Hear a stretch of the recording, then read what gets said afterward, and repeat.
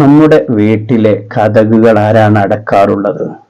വീട്ടിൽ പുരുഷന്മാരുണ്ടെങ്കിൽ അവരാണ് വീടിന്റെ കതകുകൾ, വാതിലുകൾ അടയ്ക്കേണ്ടത്. പുരുഷന്മാരില്ല എങ്കിൽ പിന്നെ അടയ്ക്കേണ്ടത് സ്ത്രീകളാണ്. വാതിലടക്കുന്ന സമയത്ത് ആയത്തുൽ കുർസി പൂർണ്ണമായും ഓതിയിട്ട് വലാ യഉദുഹു ഹിഫ്ളുഹുമാ വഹുവൽ അലിയുൽ അലീം എന്നുള്ള ഭാഗം എത്തുമ്പോൾ അത് 3 തവണ ഓതിയിട്ട് വാതിലടക്കുക.